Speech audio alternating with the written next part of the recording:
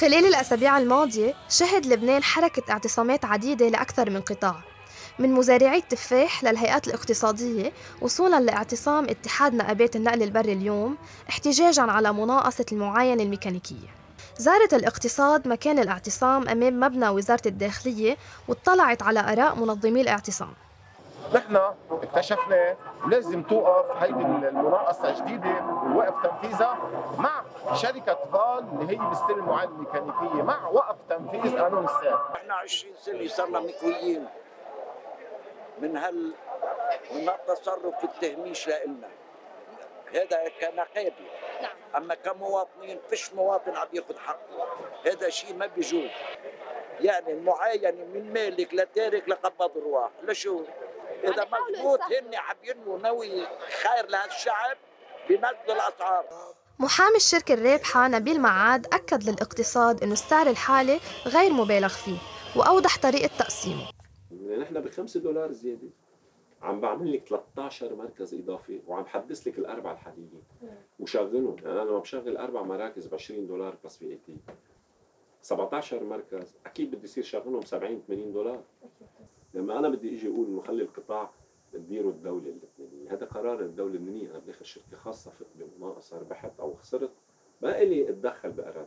قارني السعر عالميا. اليوم في بلاد ب$100 ب$120 ب$70 ب$60، وفي بلاد ب$20 بس تكون الخدمة سيئة.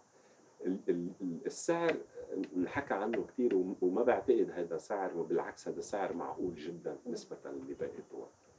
الجهة اللي فازت بالمناقصة هي الشركة رقم 1 بالعالم بعمليات المعاينة الميكانيكية. بدوره شدد رئيس اتحاد نقابات النقل البري بسام طليس على أنه اعتصام اليوم هو مطلب شعبي وما رح تتوقف التحركات إلا بعد إلغاء هيدي الصفقة غير القانونية. سميناها صفقة لأنه ما مشيت وفق الرسوم، بدليل أنه مشهورة الدولة جمدها وقف، وبدليل دول المحاسبة جمدها وقف. لو لم يشوبها عيب أو عيوب ما كانت هاي الصفقة وقفت. يعني اللي عم بيقولوا إنه الدولة وإدارات الدولة مش مؤهلة إنه تدير هاي القطاعات، إذا هذا الكلام كلام خطير. يعني معناتها في إرادة عند البعض بتمويل وجود الدولة. بختصرك إياه بكلمة. نحن بنرتاح لما بصير في عنا بلبنان دولة. نحن هلا بلبنان عنا مختصر مفيد.